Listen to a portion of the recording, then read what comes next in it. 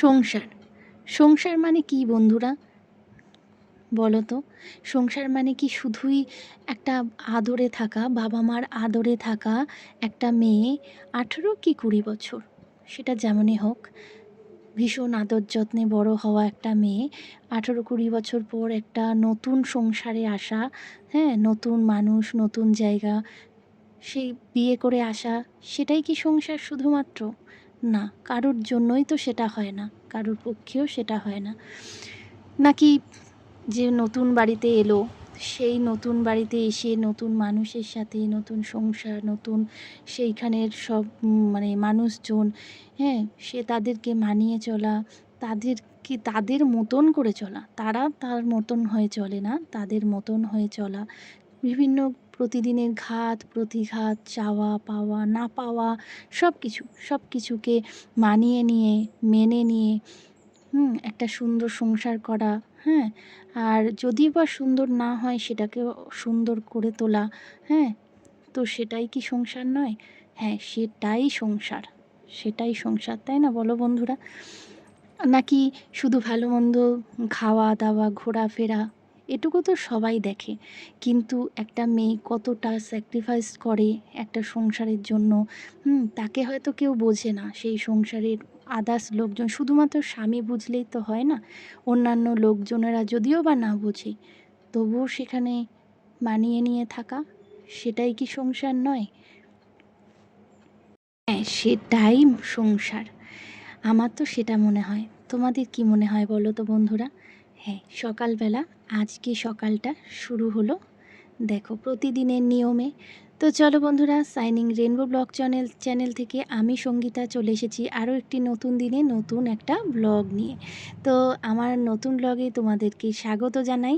আশা করি তোমরা খুব ভালো আছো, সুস্থ আছো। আমিও খুব ভালো আছি।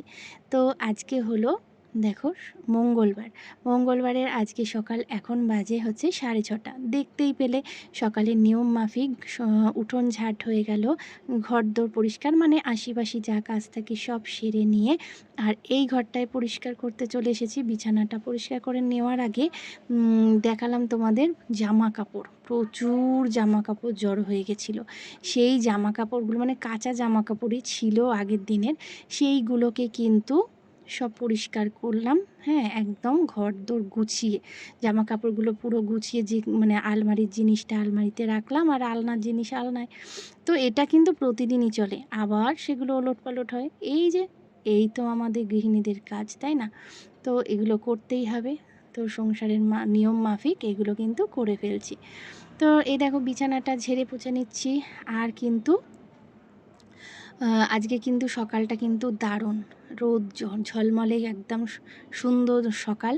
আর এরম সকালটা কিন্তু আমার খুব ভালো লাগে বন্ধুরা। ওই ঘুম থেকে উঠেই বৃষ্টি একদম ভালো লাগে না, জানি। একটু রোদ উঠলেই কিন্তু খুব খুব গরম পড়ে, ভীষণ গরম পড়ে। সেই গরমটা না সহ্য করা যায় না, ভ্যাপসা গরম। তবু একটু রোদ না উঠলে কিন্তু প্রকৃতিও কিন্তু হাসে না, তাই না বলো? রোদ উঠলে কিন্তু প্রকৃতিটাও কিন্তু দেখবে হাসতে থাকে, তাই না? আর ভালোও লাগে, বেশ চারদিক ঝলমল করে, শুকনো থাকে, এটাই ভালো লাগে। তো তোমাদের দেখো একটা কথা বলি বন্ধুরা, দেখো কি সুন্দর লাগে আমার যখন তোমরা আমার এই ব্লগগুলো দেখে সুন্দর সুন্দর কমেন্ট করো। ভীষণ ভালো লাগে, বলছি, সত্যি বলছি বন্ধুরা। মানে তোমাদেরকে এত আপন করে ফেলেছি আর তোমরা আমাকে এতটা আপন করে ফেলেছো আমার এই ব্লগ দেখে, প্রতিদিনের ব্লগ এত ভালোবাসো তোমরা। হুম তো আমরাও মানে আমিও ভীষণ ভীষণ খুশি, ভীষণ হ্যাপি। দেখো এতটা হ্যাপি না যে কথা জড়িয়ে যাচ্ছে, বুঝলে? সত্যি বলছি, তোমাদের ভালোবাসায় আমি আপ্লুত। তো এই রকম ভালোবাসা দিদিভাইকে দিয়ে যেও। তোমাদের ভালোবাসায় কিন্তু আমিও উৎসাহ পাই নতুন দিনে, মানে প্রতিদিনই একটা করে নতুন নতুন ব্লগ দেওয়ার জন্য। তো চলো, কাজ কিন্তু কমপ্লিট, কিন্তু আমার বাসি জামা কাপড় ছাড়া হয়নি। আর আমি কিন্তু এখন স্নান সেরে পুজো দিতে যাব। ঘর দোর পরিষ্কার, বারান্দা পরিষ্কার সব হয়ে গেল। এইবার যাব স্নান করতে, তার আগে এক গাদা আজকে জামা কাপড় ভিজিয়েছিলাম, যেহেতু রোদ উঠেছে। রোদ উঠলে কি আর সেটা ছাড়া যায় এই সুযোগ বলো? যত জামা কাপড় ছিল সব ভিজিয়ে দিয়েছিলাম, আর কিছু জামা কাপড় আগের দিন রাত্রেই ভেজানো ছিল, যেগুলো আমার ছেলে স্কুল থেকে এসেছে কালকে, তো সেগুলো জামা কাপড়গুলো ছিল, আর কিছু ছিল জামা টামা, সেগুলো রাত্রেই ভেজানো ছিল। সেইগুলোকে ভালো করে মানে পরিষ্কার করে কেচে নিচ্ছি।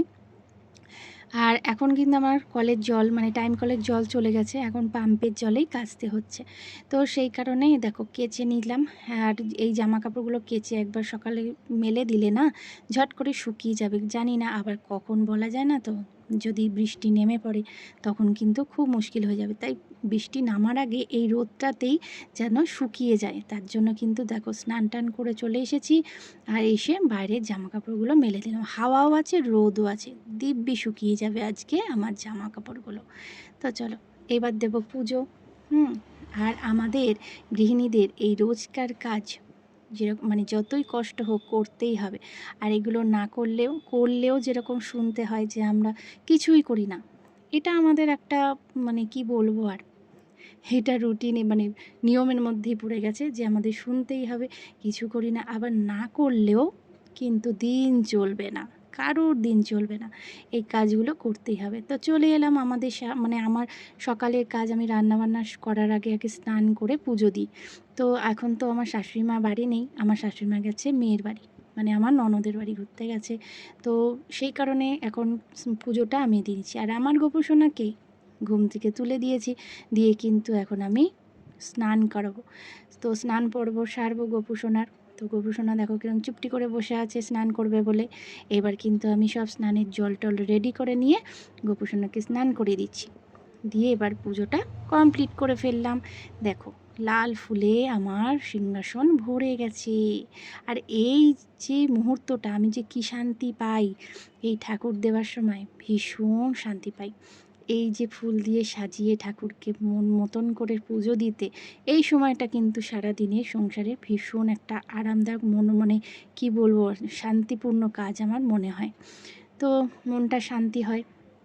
তো চলো এবার চুল টুল আঁচড়ে সিঁদুরটা পরে যাবো এবার রান্নার দিকে। তো আজ তো কোথাও যাওয়ার নেই, কেননা মেয়ের আজকে স্কুল ছুটি ছিল, ছেলেরও আজকে স্কুল ছুটি। বলে এগুলোকে তো ধুয়ে রেখেছি, এখনো নুন হলুদ মাখাইনি, নুন হলুদ মাখাবো। এদিকে পটল কেটেছি, আর এটা মাছের আলু ধনেপাতা দিয়ে করব। ক্যাপসিকাম একটা ছিল একটু কেটে রেখেছি, দিয়ে দেবো, ঠিক আছে। আর পটলটা করব ঝাল করব, সর্ষে বাটা দিয়ে ঝাল করব, বুঝেছো। আর এটা একটু মশলা করব মাছের, তার জন্য পেঁয়াজ কেটে নিয়েছি, আদা। এই হলো আজকের রান্নার জোগাড় হয়ে গেছে, এবার রান্নাটা চাপাবো। চলো রান্না করে নিই। আর এই ছোট ছোট ভোলা মাছগুলো খুব টেস্টি হয়।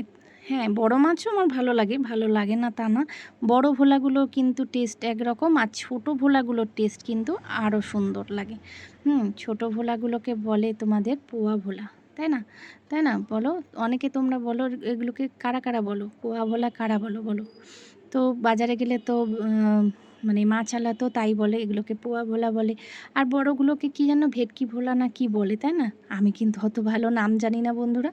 তো চলো এইগুলো এবার আলুটাকে ভেজে, দেখো ক্যাপসিকামটা ভেজে নিয়েছিলাম, ভালো করে ভাজার পরে যে মশলাটা করে রেখেছিলাম না, একটা পেঁয়াজ আদা দিয়ে সেই পেস্টটা দিয়ে কিন্তু মাছটা কষিয়ে নিলাম। আর এদিকে সাদা সর্ষে কালো সর্ষে দিয়ে একটা পেস্ট বানালাম। আর এই ভোলা মাছে লাস্টে কি ধনেপাতা, এইটা দিলে তো ভোলা মাছের টেস্ট একদম অন্যরকম, অপূর্ব হয়ে যায়। তো ভোলা মাছ, ট্যাংরা মাছ এগুলোতে মানে ধনেপাতা ছাড়া জমেই না। তো ধনেপাতা ছড়িয়ে দিলাম, দিয়ে নামিয়ে নিলাম।